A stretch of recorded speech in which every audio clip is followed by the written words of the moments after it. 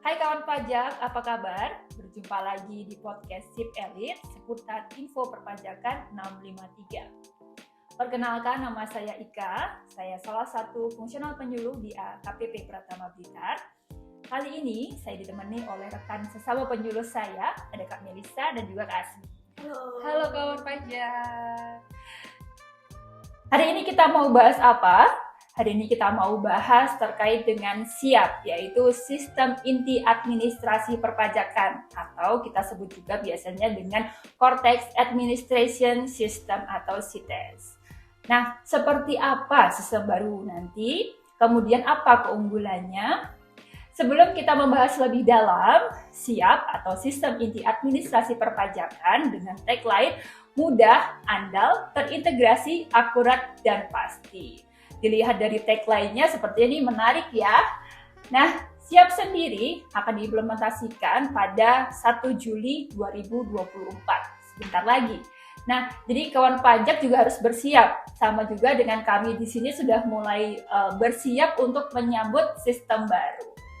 Nah, ini nanti ada kaitannya dengan pemutahiran NIK dan juga NPWP. Ya, jadi kemarin kita sudah sering bahas, sering kita ingatkan terkait dengan pemadanan NIK menjadi NPWP. Apa sih sebenarnya hubungannya nanti dengan SIAP ini? Yuk kita bahas lebih lanjut. Nah, tadi sudah dijelaskan ya, kita mau bahas terkait dengan SIAP atau CITES. Apa sih sebenarnya CITES itu atau SIAP itu, Kak Melisa? Jadi CITES atau Cortex Administration System yang bahasa Indonesianya adalah Sistem Inti Administrasi Perpajakan atau SIAP. Ini adalah proyek redesign dan re-engineering program bisnis administrasi perpajakan. Nah loh, banyak banget ya istilah bahasa Inggrisnya kan. Jangan khawatir karena memang masih dalam tahap pembangunan lagi, masih dalam tahap didesain, maka masih banyak sering juga kita akan menggunakan istilah-istilah dalam bahasa Inggris, tapi jangan khawatir kawan pajak, nanti dalam implementasinya di kehidupan sehari-hari sudah memakai bahasa Indonesia. Jadi nggak usah takut, aduh nanti saya sudah harus pajak, susah, harus bahasa Inggris. Enggak, jangan khawatir. Ini karena memang masih dalam proses pembangunannya, ya pembuatannya, makanya masih menggunakan bahasa Inggris dalam aplikasinya ya? Iya, dalam aplikasinya, dalam istilahnya maksudnya. Nah, ini pembangunannya ini adalah pembangunan sistem informasi berbasis COTS. Nah, apalagi itu Commercial of the Self. Artinya pembenahan basis data perpajakan agar sistem perpajakannya menjadi lebih mudah, andal, terintegrasi, akurat, dan pastinya optimal untuk pelayanan, pengawasan, dan penegakan hukum untuk wajib pajak di Indonesia. Wah, luar biasa. Jadi dari awalnya memang ini namanya aplikasi baru, tentu kita terus mengembangkan ya Kak Melisa ya. Termasuk kita mungkin awal-awalnya mengakomodir dari berbagai sistem perpajakan di dunia ya, yang paling efektif kemudian kita coba rangkum dan agar lebih user friendly nanti akan digunakan dalam bahasa Indonesia. Jadi jangan khawatir kalau sekarang masih banyak istilah dalam bahasa Inggris ya. Kawan pajak jangan khawatir, nanti akan kita sesuaikan gitu ya. Iya, betul sekali Kak Ika. Nah, ngomong-ngomong nih soal SIAP, buat apa sih, maksudnya kayak kenapa administrasi itu perlu diperbarui Kak? Iya, jadi Kak Ika, ada beberapa hal dan beberapa faktor mengapa perlu adanya pembaruan sistem informasi perpajakan. Jadi reformasi ini diperlukan karena ternyata yang pertama sistem perpajakan di Indonesia ini belum mencangkup semua proses bisnis. Jadi kan yang kita tahu ya, wajib pajak itu kan memiliki banyak sekali akses ya untuk mengurus semua administrasinya gitu ya. Ada berapa aplikasi, kayaknya lebih dari 50 ya. Lebih. Kita sendiri saja juga tidak semuanya hafal, apalagi wajib pajak. Nah, tujuannya dengan adanya pembaruan ini nanti akan ada satu single login saja bagi wajib pajak untuk mengurus semua keperluan kewajiban terkait perpajakan. Yang kedua, nyambung nih sama yang pertama, karena belum mencakup semua proses bisnis. Nah, itu karena adanya peningkatan beban akses bagi wajib pajak dalam di bagian Fiskus juga di bagian pengelolaan data, karena belum semuanya terintegrasi ya. Iya, betul sekali. Karena banyak sekali akses yang harus diurus, harus dicatat, harus dihafalkan gitu ya. Maksudnya beda-beda. Beda-beda, wajib pajak juga Bingung ya, kan pakainya apa aja gitu. Kemudian yang ketiga, ya kita kan sudah zaman yang sangat modern ya, maka kita juga perlu untuk ikut serta dalam perkembangan dunia digital terkini. Oke, wah jadi memang penting sekali kenapa DJP ini harus melakukan pembaruan ya. Selain memang perubahan itu pasti, pembaruan juga nanti dimungkinkan untuk lebih memudahkan wajib pajak dan juga kita sendiri sebagai Fiskus untuk melaksanakan kewajiban perpajakan atau kita melaksanakan pekerjaan kita ya. Nah, seperti kita tahu banyak sekali aplikasi ya untuk misalkan proses A, aplikasinya beda sendiri ya, registrasi sendiri, kemudian kita laporan sendiri, bayar sendiri gitu kan, kadang-kadang bingung sampai kebalik-balik kalau misalkan mau login karena saking banyaknya aplikasi yang digunakan. Nah, kedepannya ini berarti kalau kita sudah pakai Siap, kita cukup pakai satu login aja kan? Iya benar. Oke, jadi cuma gini aja. Pakai untuk usernya itu pakai NIK ya tadi, terus nanti passwordnya ya sudah satu itu aja yang. gitu. Tapi nanti ketika dibuka nanti akan langsung terbuka semua aplikasi yang sesuai dengan apa yang menjadi kewajiban wajib pajak. Menarik sekali. Nah, kemudian kita tahu ya kalau selama ini dalam melaksanakan kewajiban perpajakan ada beberapa namanya kalau kita sebut proses bisnis ya. Proses bisnis itu misalnya terkait dengan registrasi ya, namanya proses bisnis registrasi, kemudian ada pelaporan SPT dan pembayaran. Nah, akan ada berapa proses bisnis nih Kak Melisa yang akan diubah oleh DJP, disederhanakan lagi dan dibentuk menjadi aplikasi yang single login tadi. Nah, jadi keseluruhannya Siap ini nanti akan merubah 21 proses bisnis ya. Jadi keseluruhannya akan berdampak dengan 21 proses bisnis. Namun yang berdampak langsung kepada wajib pajak itu nanti hanya 5 proses bisnis.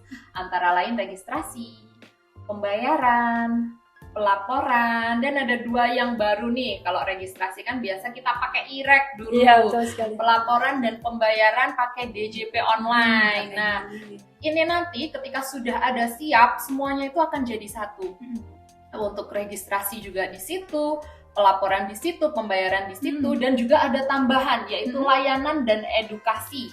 Nah, layanan dan edukasi ini biasanya kan kita taunya cuma dari Pajak Go ID. Nah, nanti kita bisa juga mengaksesnya melalui ini nanti Siap. Nah, nanti masuk langsung bisa ngakses semuanya, nggak perlu keluar lagi buka ini, nggak seperti itu ya. Nah, ada juga nih yang paling baru dan yang selama ini masih belum ada, yaitu adalah Taxpayer Account Management atau TAM. Nah, ini nanti nih akan kita jelaskan lebih lanjut ya di belakang, tapi ini akan sangat berguna bagi wajib pajak semuanya, karena tentu saja kita bikin sistem baru, apalagi tujuannya kalau bukan mempermudah wajib pajak untuk melaksanakan kewajibannya. Nah, 5 proses bisnis ini nanti akan tercakup dalam satu aplikasi seperti yang dijelaskan Kak Ika dan Kak Asmi tadi, yang nyebutnya adalah Taxpayer Portal atau bahasa Indonesianya Portal Wajib Pajak. Kita garis bawahi dulu ya, Portal Wajib Pajak. Jadi nanti kawan pajak semuanya, kita nggak akan pakai IREK lagi, kita nggak akan pakai DJP online lagi, kita nggak akan pakai e-billing lagi, kita pakainya Portal Wajib Pajak atau Taxpayer Portal gitu ya. Nanti di situ sudah ada untuk misalnya wajib pajak mau registrasi, mau bayar, mau lapor, bahkan ada layanan edukasi dan Taxpayer Account Management tadi, yang mana ini adalah hal baru.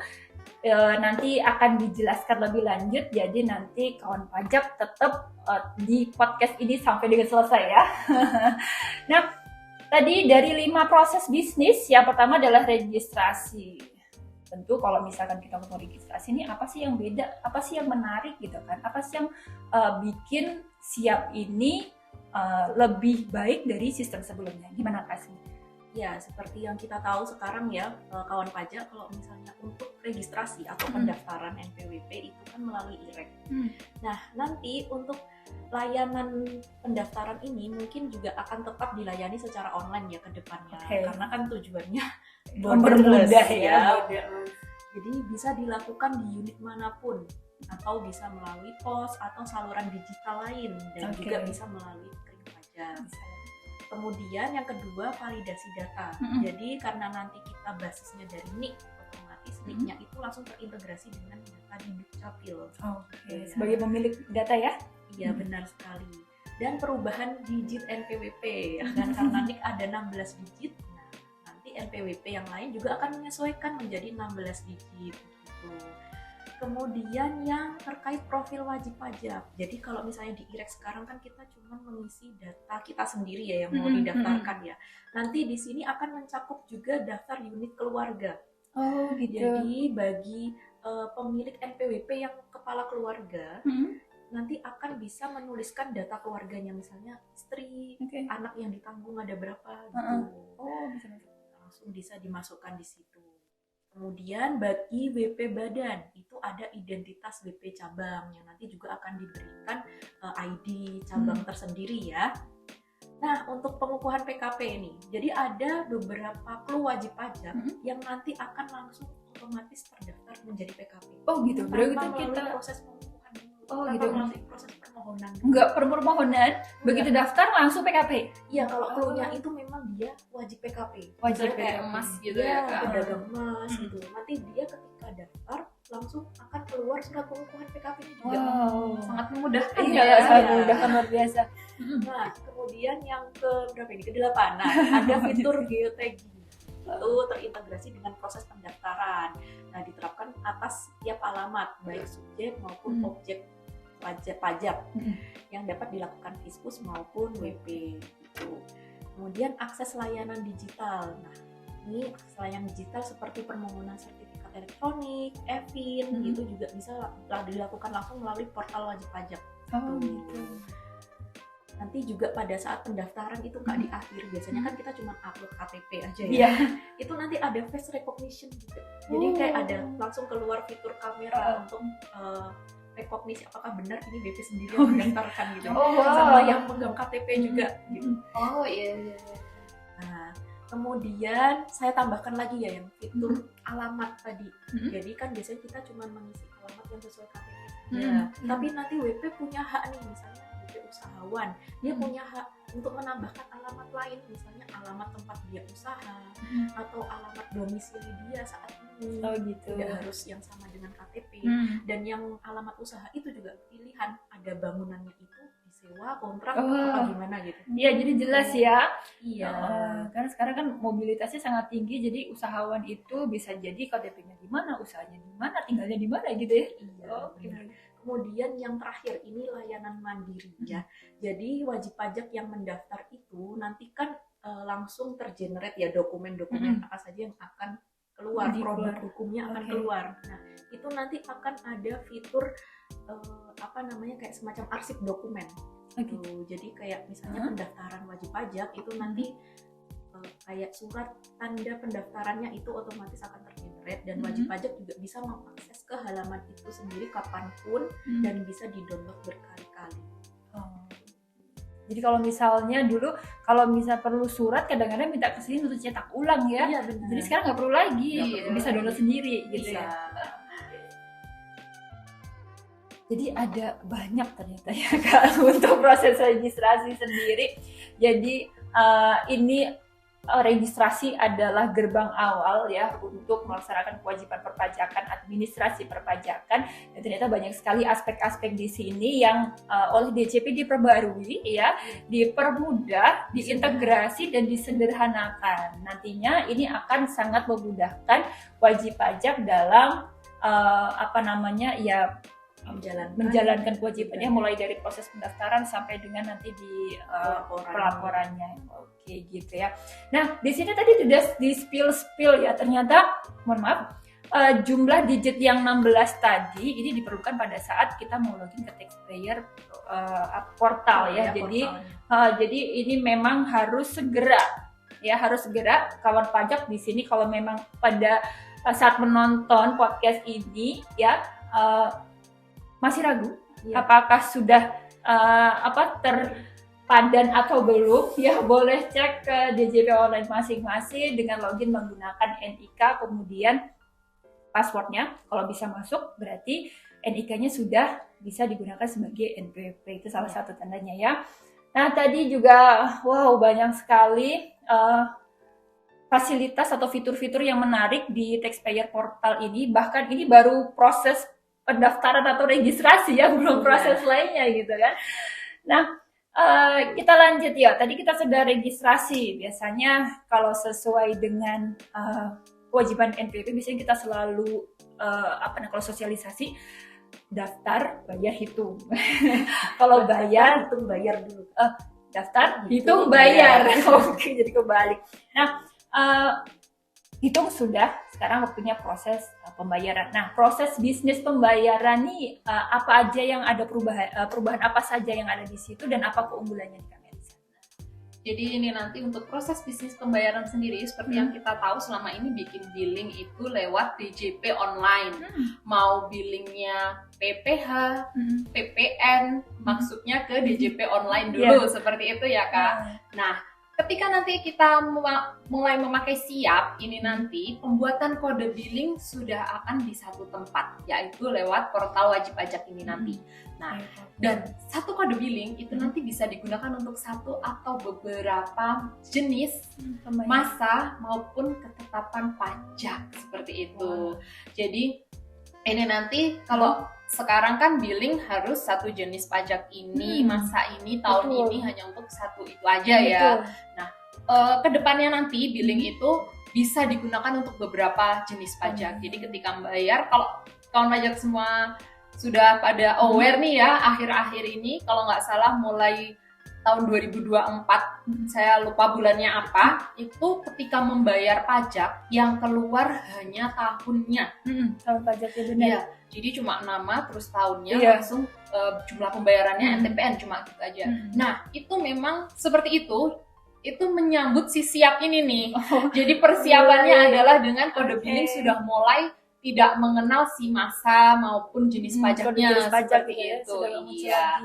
Nah, selain itu juga nanti di portal wajib pajak ini akan tersedia juga daftar tagihan yang belum dibayar seperti itu. Dan juga ada nih, ini nih yang menarik nih, yang biasanya kawan pajak suka bingung, kode billingnya ini sudah saya bayar apa belum? Ada aja yang lupa ya. Ini sudah saya bayar apa belum ya? Akhirnya kantor pajak buat nanya. Nah, nanti kalau sudah siap, ini nanti kawan pajak juga bisa ngecek nih, ini billing ini sudah dibayar apa belum lewat portal wajib pajak itu tadi. Wah, ini kabar gembira sekali ya Kak Melisa ya. Iya, sekali. Jadi kalau dulu satu billing, satu pembayaran, sekarang satu billing bisa untuk beberapa pembayaran. Jadi nggak harus dikit-dikit, aduh salah TBK gitu, nggak seperti itu ya. Nah, selain itu pembayaran ini nanti di kanal pembayaran ini nanti juga akan tersedia opsi deposit pajak. Nah, baru nih ya. Nah, apa sih deposit pajak itu?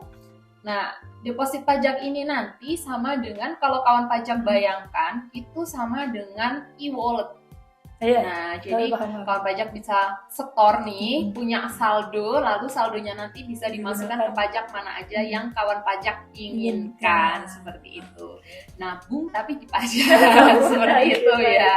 Jadi misalkan, saya pengen itu nih kelebihan, saya pengen punya deposit nih supaya kalau bayar pajak nggak terlambat. Nah, kaitannya sama itu ya kan pajak. Nah, jadi kalau misalkan aduh takut terlambat, ya udah dideposit aja dulu, nanti maka nggak akan terlambat karena hitungannya kan sudah dari tanggal dia tadi memasukkan uangnya, seperti itu ya. Selanjutnya yaitu adalah proses penyesuaian. Nah, di sini nanti pengajuan permohonan penyelesaian dilakukan pada sistem. Kalau yang sekarang kita tahu IPBK ya Kak, contohnya seperti itu. Nah, ini nanti juga akan tetap kita pertahankan dan malah kembangkan menjadi lebih baik lagi ketika sudah menggunakan Siap ini nanti.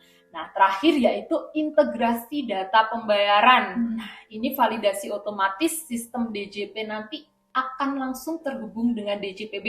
Hmm. Nah, ini yang paling banyak pakai biasanya Instansi instansi-instansi pemerintah ya, ya. seperti itu. Nanti akan ada integrasi data pembayaran, jadi kawan pajak jangan khawatir untuk ngeceknya, jadi makin mudah aja seperti itu. Yang menggunakan pakai SPMKP biasanya ya. Iya, betul sekali. Biasanya instansi pemerintah yang pakai. Nah, Iya.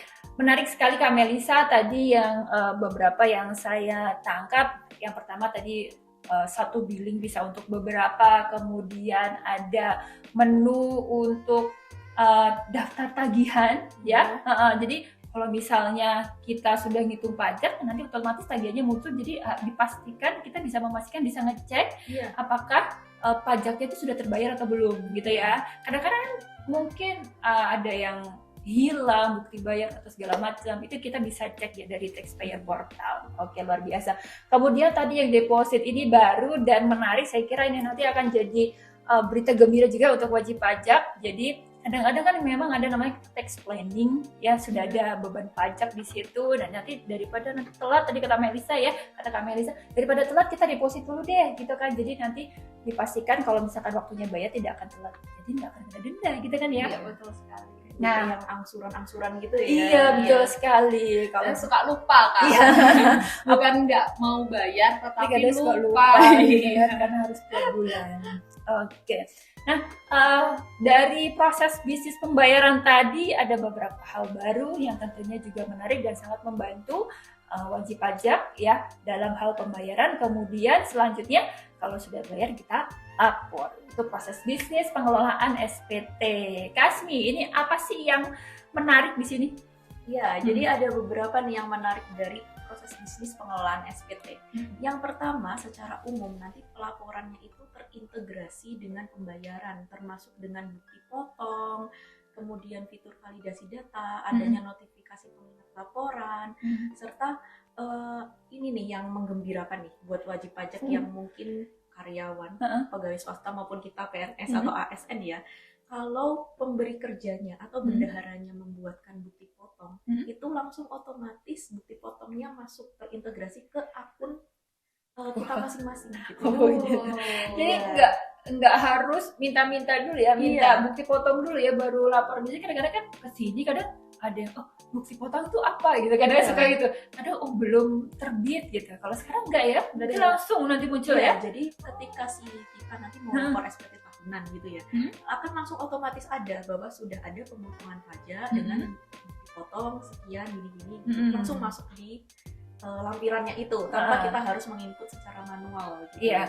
Untuk saat ini memang kalau saya perhatikan juga sebenarnya sudah kita mulai gitu ya, tapi memang mungkin belum belum maksimal, belum optimal ya. Kadang-kadang kalau misalkan kita lewat DJP online, ketika klik itu ada langsung keluar gitu kan. Nah, tapi nanti pakai pesiap dipastikan kalau misalkan memang pemberi kerjanya sudah menerbitkan bukti potong dan sudah dilaporkan, asalkan otomatis ya.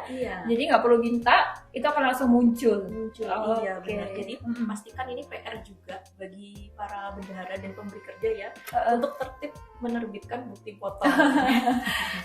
Bisa itu ya, kita bisa saling ngecek nih ya dari wajib pajaknya yang memang dipotong, bisa tahu kalau memang sudah betul dipotong ini. Dan dari pemberi kerjanya juga harus lebih aware nih. Kali ini bukan cuma dari orang pajak yang tahu Bapak Ibu sekalian sudah motong apa belum, orang pajak sekalian udah motong apa belum, tapi dari karyawannya sendiri jadi tahu kalau ini udah beneran dipotong atau belum. Seperti itu. Kemudian yang kedua nih, untuk yang baru nanti akan ada penyederhanaan formulir SPT untuk BPOP untuk orang pribadi. Gimana ya? Jadi kalau selama ini kan kita ada 3 jenis formulir ya untuk orang pribadi. Ada yang 1770S, 1770S dan 1770. Nanti cuman ada satu formulir aja yaitu 1770. Tapi sudah mencakup semua 3 jenis SPT ini. Jadi kayak semacam apa ya, nanti di halaman pertamanya itu ya sama, kita akan ditanyakan kerjaannya apa, kemudian penghasilannya selama 1 tahun brutonya kurang atau lebih dari 60 juta. Tetap ada pertanyaan itu ya? Iya, jadi nanti kolom-kolom terisinya yang akan bisa diisi ya sesuai dengan jawaban kita tadi. Oh gitu, jadi dari aplikasi, dari sistem sendiri Taxpayer Portal sudah menyesuaikan berdasarkan pertanyaan yang dijawab oleh wajib pajak ya. Jadi nanti akan langsung menyesuaikan gitu ya Kak ya. Jadi enak nih wajib pajaknya. Kalau dulu kan harus apa nih yang SSS e-form, e-filing ini apa? Pasti juga kalau saya sebagai orang awam membuka setahun sekali pasti juga masih bingung ya. Kalau sekarang langsung buka, cari lapor, terus sudah dipilihkan seperti itu pasti akan sangat memudahkan sekali ya. Iya, dan pastinya menu-menunya juga yang wajib diisi aja ya. Iya, kan banyak kita user skip. friendly. Iya, kita sering skip ya. Oh ini karena tidak sesuai gitu kan, nggak perlu diisi, ya udah kita skip gitu kan. Kadang-kadang wajib pajak sering juga bingung mungkin ya. Ini harus saya isi apa enggak seperti itu ya. Kalau sekarang sudah kompleks sekali sesuai dengan kebutuhan ya. Kalau misalnya wajib pajak juga punya penghasilan lain di luar pekerjaan utamanya, juga nanti akan ada muncul pertanyaan, apakah memiliki penghasilan lain? Nah, nanti akan baru muncul kolom yang dia bisa yang memang diperlukan ya penghasilan lainnya itu. Kemudian yang ketiga namanya SPT masa 21 dan unifikasi. Nah, ini yang dilaporkan oleh pusat atau pemberi kerja. Nanti untuk penomoran bukti potongnya juga sudah otomatis dan penghitungannya semuanya juga sudah otomatis. Pokoknya tinggal menyiapkan datanya saja ya, pemberi kerja dan bendaharanya. Jadi nggak ada lagi salah motong, salah nominal itu nggak ada ya. Sepanjang nanti yang dipilih sesuai itu nanti berarti pajak yang harus dibayarkan akan otomatis muncul dan itu yang harus dibayarkan. Iya benar. Kemudian yang ketiga, yang keempat. Ya, tentang SPT masa PPN. Nah, kalau untuk para PKP ini sekarang kan aplikasinya tersendiri ya, ada 3 sendiri ya, banyak banget di luar DJP online. Jadi sekalian pengetahuan untuk yang belum PKP ini betapa susahnya PKP.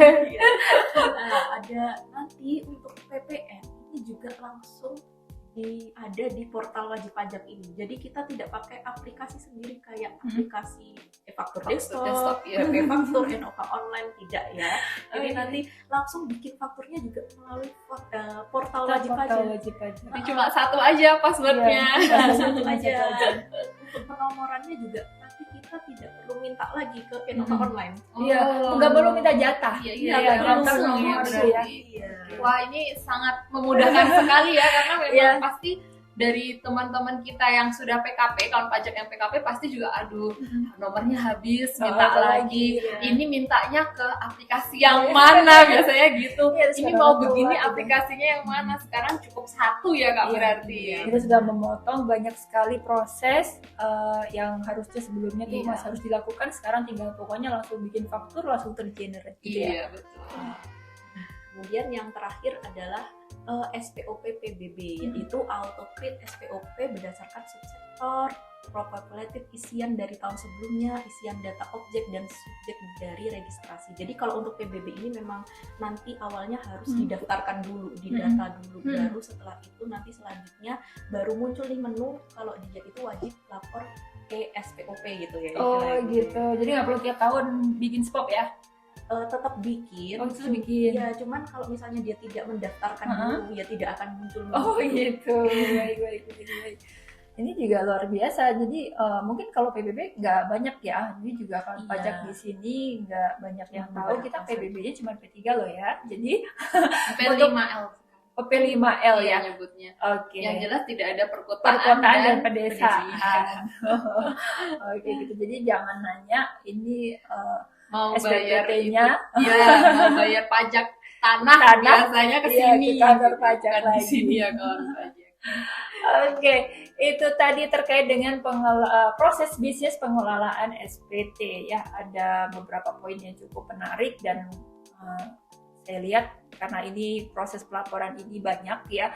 Kita mengalami sendiri, kita juga dalam pekerjaan sehari-hari sering memandu wajib pajak ya, aplikasinya A, B, C, D, E, F, G gitu banyak. Besok ini semua pajak akan dilebur jadi satu, semuanya masuk di taxpayer portal. Alangkah indahnya nanti ya. Semuanya sudah web based. Semuanya sudah web based.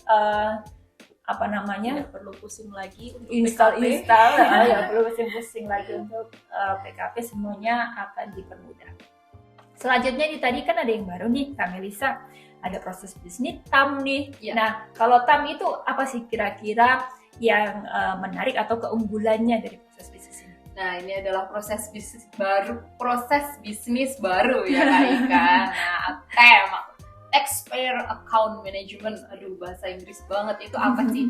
Sebenarnya itu adalah hal yang baru. Di sini ada beberapa hal yang akan saya jelaskan. Nah, keunggulannya itu tentu saja baru langsung ada keunggulan, enggak juga ya. Yang jelas STEM ini nanti salah satunya fungsinya itu apa sih? Yaitu pengelolaan sumber data, accounting rule, bagian akun, dan referensi terkait RAS atau Revenue Accounting System. Nah, loh bahasa Inggris terus ya. Yang jelas sih artinya ini nanti akan terintegrasi atau terkoneksi dengan referensi bagian akun dengan sistem DJPB. Nah, ini memang nggak semuanya ya yang pakai, tapi hanya beberapa wajib pajak saja. Selain itu juga akan terintegrasi dengan tarif bunga dan kurs dari BKF dan juga kurs tengah dengan BI. Nah, ini pasti akan sangat berguna sekali untuk kawan pajak yang memang menggunakan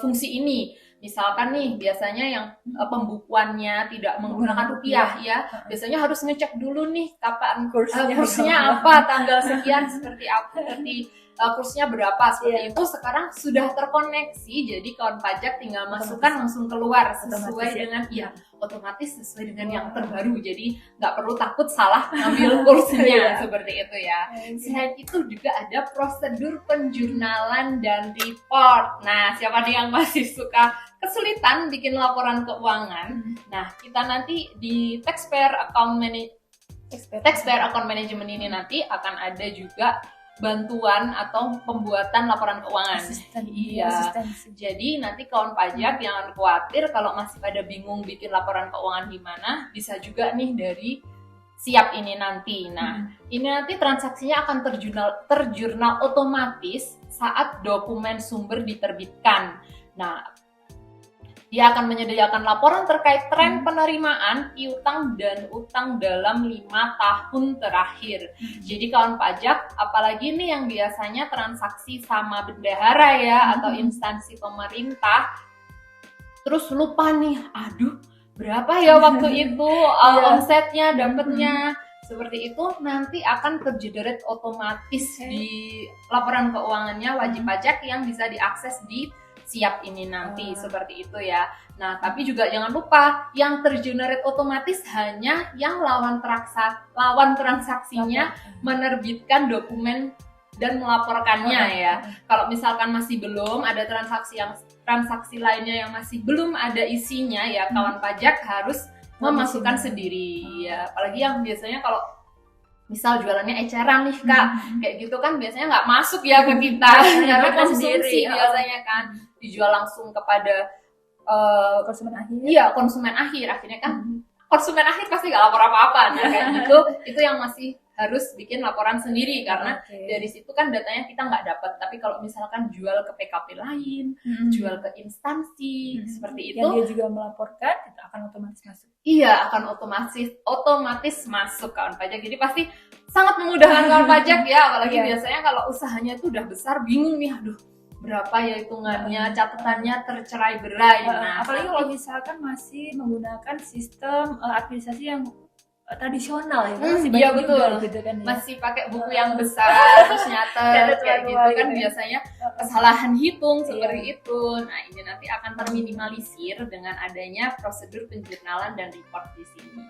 Selain itu juga ada pengumpulan data informasi profil hak dan kewajiban wajib pajak. Jadi bukan hanya terkait dengan si pembayaran itu tadi ya, dengan laporan-laporan keuangan, tapi juga untuk data-data informasi profil apabila nanti memang ada pemutakhiran, maka itu akan langsung terkoneksi.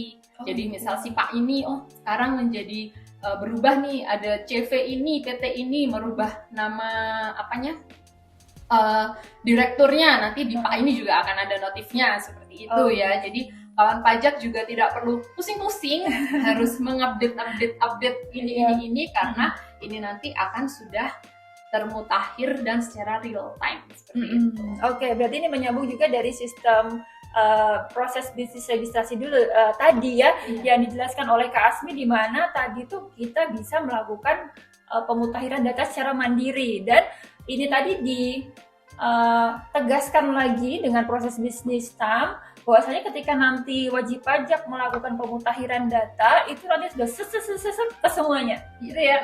Nah, tanpa kalau sekarang misalkan aplikasi A kita update, di aplikasi B belum tentu laporannya juga update. Kalau sekarang real time ya, real time berarti ada perubahan bisa dipantau atau bisa diketahui gitu ya. Nanti akan ada notifikasi gitu ya. Oke, luar biasa. Nah, saya kira kalau laporan keuangan pasti banyak sekali membantu ya, apalagi untuk UMKM yang mungkin pengetahuan tentang laporan keuangan terbatas ya. Kan di Indonesia tuh banyak kan UMKM dan mereka selama ini kalau kita lihat di lapangan, kalau misalkan untuk membuat pembukuan kadang masih terkendala. Jadi sekarang nggak perlu khawatir lagi ya Kak Mel, bisa langsung nanti input aja datanya, nanti akan diterbitkan laporan reportnya kalau jurnal dan reportnya. Tapi tentu wajib pajak kita harapkan juga tetap punya pencatatan sendiri ya. Tetap dicatat, jangan nanti kita tanya berapa di sana gitu. Nanti ternyata datanya ada yang kurang update karena namanya dipinjem biasanya gitu kan. Terus nggak dicek, terus ini kok bisa saya seperti ini. Nah, seperti itu kan bisa mengurangi juga. Kita tetap harus cek dan recheck nih. Jadi meskipun banyak sekali kemudahan, tapi kita juga tetap harus aware, tetap waspada, dan tetap harus ngecek ya. Karena sekali lagi ini single login ya. Single login banyak sekali kemudahan, tapi juga pasti ada resiko di situ ketika login itu tidak dijaga dengan baik seperti itu ya.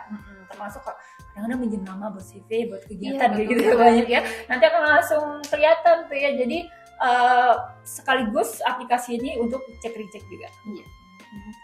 Nah kalau misalkan kayak beberapa kali ya kita ketemu kayak atas nama Pak A ini katanya menjual ke instansi ini, biasanya kayak gitu tuh ada ya. Dengan adanya seperti ini kan nanti ketahuan instansi mana sih yang pakai si nama Pak A ini. Jadi Pak A-nya sendiri juga tahu nih kan. Ternyata nama saya kok masih dipakai kayak gitu. Jadi untuk meminimalisir hal-hal seperti itu ya memang makanya sangat terbuka sekali kita data kita supaya wajib pajak juga aware dan bisa saling ngecek nih dengan DJP. Menarik ya proses bisnis TAM atau Tax Payer Account Management ini, meskipun ini Inggris sekali. Tapi setelah dijelaskan Kak Melisa, kita jadi tahu secara garis besar proses bisnis ini sebenarnya mengelola tentang apa, terus kemudian apa keunggulannya dan manfaatnya tentu saja untuk kawan pajak semuanya.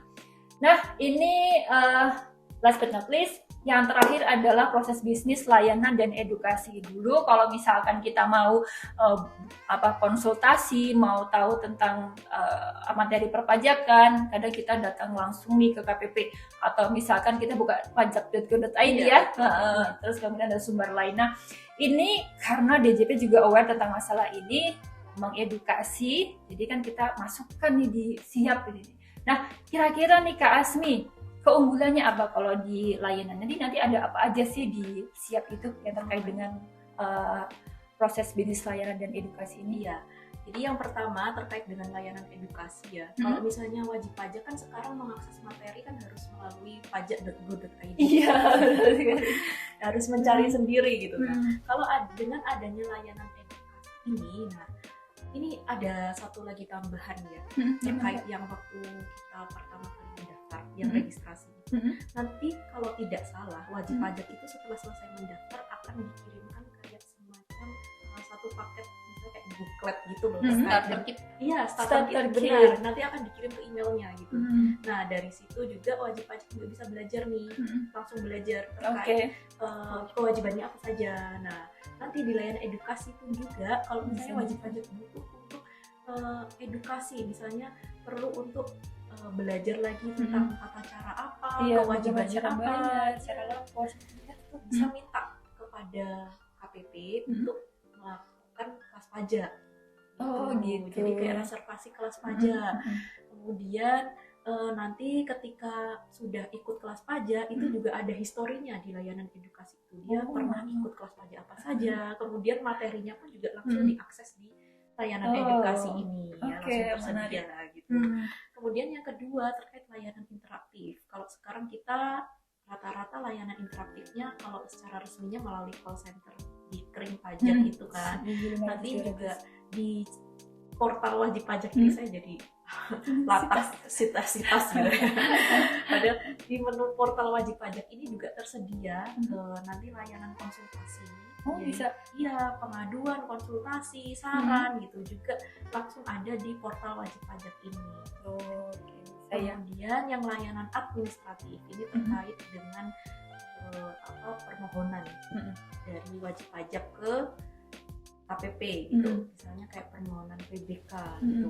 Ini ada beberapa permohonan yang bisa dilakukan langsung melalui portal secara online. Nanti proses juga melalui petugas, nanti balik lagi juga ke menu portal lagi di akses wajib pajak, ada notifikasinya kalau misalnya sudah selesai prosesnya. Ada juga bisa melalui layanan call itu melalui Kering Pajak, kemudian layanan counter ini berarti langsung WP datang langsung ke kantor pajak. Oke, yang terdaftar atau di seluruh Indonesia bisa? Bisa di seluruh Indonesia. Oh gitu, mantap. Jadi 3C ya Kak Asmi ya? Iya, klik call and counter. Jadi kalau misalnya sekarang ini kita sudah mulai menerapkan atau nyicil ya untuk misalnya yang banyak itu EPBK. Iya benar. Ya, kalau EPBK kalau kan pajak pernah memakai atau menggunakan layanan ini yaitu IPBK atau elektronik pemindah bukuan. Kalau salah bayar biasanya kalau dulu manual mengisi formulir, melampirkan bukti bayar, kemudian disampaikan ke KPP. Melalui IPBK semuanya bisa langsung tinggal klik-klik aja di DJP online, kemudian dikirimkan, nunggu, dan hasilnya nanti bisa download. Nah, selama proses itu juga kita bisa monitoring. Nah, ini mungkin akan diadaptasi ke Siap nih ya. Iya benar. Ke Siap, ke taxpayer portalnya kawan pajak nanti. Jadi ini contoh aja ya yang IPBK. Mungkin ada aplikasi, maksud saya permohonan lain yang cukup klik-klik aja ya, tanpa harus ke KPP, tanpa harus mengisi formulir, bisa langsung dilakukan melalui taxpayer portal masing-masing. Kemudian call center tetap ada, boleh telepon ke 1.500-200, agen kita akan siap. Dan juga yang baru ya, ini inovasi lagi untuk layanan counter atau layanan ke kantor pajak itu bisa dilakukan di kantor pajak terdekat gitu ya. Tidak harus di kantor pajak terdaftar. Ya, seperti kita ketahui untuk masyarakat sekarang ini sangat mobile. Jadi kita juga harus mengimbangi dengan melakukan layanan yang bisa dijangkau dari manapun gitu ya. Sekali. Misalnya terdaftar di Blitar, tapi dia kebetulan kerjanya di Papua. Jadi boleh datang ke kantor pajak sana untuk melakukan permohonan ya? Boleh. Wah, luar biasa. Nah, tadi sudah kita bahas 5 proses bisnis utama ya di Pesiap ini, mulai dari registrasi, kemudian pembayaran, pelaporan, layanan dan edukasi, kemudian yang terakhir adalah taxpayer account management atau TAM. Nah, kita sudah spill secara garis besar ya keuntungan-keuntungannya. Tadi meskipun secara garis besar aja sudah sangat menarik gitu ya untuk kepada khususnya untuk wajib pajak nih kedepannya nanti biar bisa lebih patuh karena kita sudah permudah lagi dengan adanya taxpayer portal ya di Siap ini. Terakhir nih Kak Melisa, ada pesan-pesan nggak untuk kawan pajak nih? Ya, jadi untuk menyambut Siap, maka kita juga harus bersiap-siap. Nah, kawan pajak sekalian, jangan lupa untuk memadankan NIK menjadi NPWP ya, karena itu nanti yang akan kita gunakan sebagai sarana kita untuk masuk ke dalam portal wajib pajak atau taxpayer account itu tadi ya. Nah, ini nanti jangan lupa juga, makanya mulai dari sekarang kawan pajak cek dan recheck nih, ngecek lagi apakah NIK-nya sudah menjadi NPWP dengan cara coba masuk ke DJP online melalui menggunakan NIK ya, langsung dimasukkan saja NIK-nya, password-nya sama dengan password DJP online ketika masih pakai NPWP, lalu coba masuk. Nah, bila sudah berhasil maka tandanya itu sudah valid ya, sudah terpadan antara NIK dan NPWP. Namun bila belum, langsung aja masuk ke DJP online pakai NPWP, masuk ke bagian profil dan silahkan diklik hingga tulisannya valid ya Kak. Terutama data utama ya. Iya betul sekali, yang terutama data utamanya harus sampai valid dulu. Apabila memang kesulitan nih, nggak bisa valid, kok tetap tidak bisa divalidkan seperti itu, bisa langsung menghubungi kantor pajak terdekat untuk minta bantuan ya. Nanti akan kita dipandu oleh petugasnya apa yang harus dilakukan supaya bisa valid. Nah, hubungannya ini nanti apa? Karena NIK ini nanti akan dibutuhkan untuk masuk ke portalnya. Jadi kawan pajak yang NIK-nya masih belum padan, ini nanti nggak akan bisa masuk nih, nggak akan bisa mengakses. Nah, akhirnya data-data yang seharusnya dulu sudah pernah dimiliki, akhirnya hilang semua juga. Seperti itu kan, pasti akan, iya apalagi untuk yang usahawan-usahawan seperti itu kan pasti nanti akan sangat itu ya, iya membutuhkan data-datanya yang sudah lama, apalagi usahawan-usahawan sudah lama, mereka pasti akan sangat butuh data yang sudah pernah mereka bayarkan atau sudah pernah mereka laporkan, tapi ternyata tidak bisa diakses lagi, itu kan nanti rugi banget ya. Selain itu juga kawan pajak harus ngecek lagi nih emailnya masih bisa dibuka nggak, seperti itu. Kalau misalkan email yang didaftarkan di DJP online sudah kadaluarsa, artinya sudah nggak bisa diakses lagi nih sama kawan pajak. Iya, lupa password, pokoknya HP-nya dibuka di HP yang ternyata sudah hilang, atau ya apapun lah alasannya, intinya kawan pajak tidak bisa segera mengakses tidak bisa mengakses email tersebut, maka kawan pajak juga wajib untuk melakukan perubahan data. Jadi silakan diganti menggunakan email yang bisa diakses, karena itu nanti juga akan dibutuhkan untuk bisa mengakses siap ini nanti ya, seperti itu. Dan juga ada satu lagi, nomor HP jangan lupa. Nah, apalagi kawan pajak yang masih menggunakan nomor telepon rumah biasanya ya. Susah sekali. Iya, seperti itu. Nah, kami dari kantor pajak juga biasanya menghubungi nih, karena kita juga ikut dengan perubahan zaman ya. Kita orang-orang mayoritas menggunakan WhatsApp, maka biasanya kita mudahnya menghubungi juga menggunakan WhatsApp. Oleh karena itu, kita himbau juga untuk kawan pajak melakukan update data nomor HP menggunakan nomor yang sedang digunakan dan yang bisa dihubungi ya Kak, seperti itu. Betul, jadi mantap sekali rangkumannya Kak Belisa. Jadi dari awal kita pembukaan tadi, dari siap tiba-tiba kok jadi NIK 16 digit gitu ya. Ternyata di sini ketahuan ada 3 poin tadi yang kita bisa garis bawahi. Yang pertama, pemandanan NIK menjadi NPWP. Kenapa? Kalau misalkan nanti belum padan, belum bisa masuk ke taxpayer portal. Ya, itu yang pertama. Yang kedua, dipastikan nanti emailnya juga update ya, email terbaru. Jadi nggak perlu sebenarnya susah-susah mengingat-ingat email yang sudah tidak ingat gitu ya. Jadi cukup gunakan email saat ini yang aktif dan yang digunakan ya. Email yang valid, maksud saya bukan email sekali pakai ataupun misalkan email yang untuk secondary gitu ya. Nah, karena nanti kita akan sangat membutuhkan email ini untuk konfirmasi, untuk pengiriman, nanti kita akan menggunakan email. Dan yang ketiga adalah nomor telepon. Sama halnya dengan email, nanti nomor telepon juga akan kita butuhkan untuk komunikasi kita, selain dari taxpayer portal juga nanti untuk konfirmasi ya. Nah, jadi harus update ya.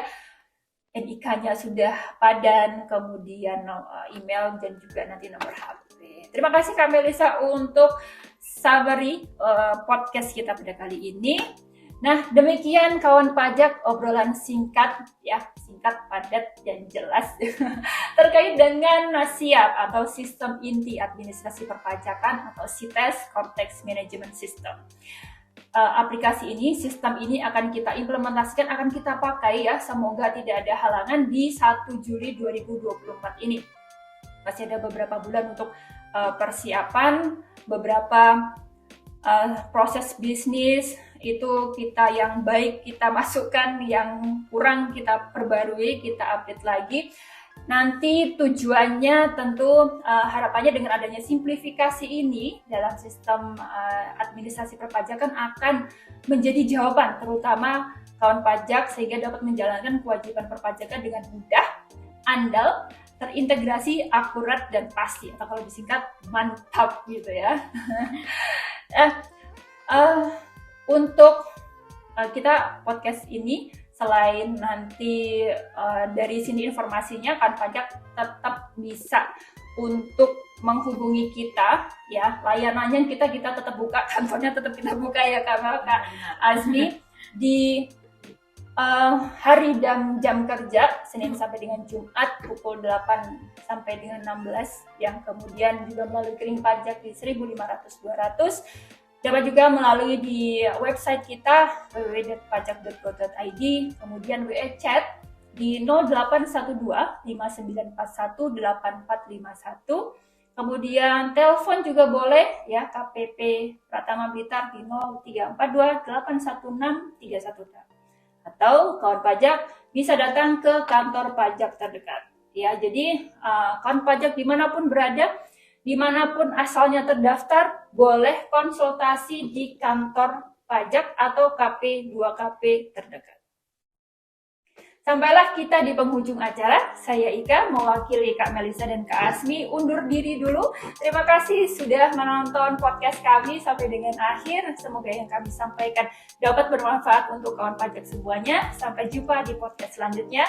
Bye!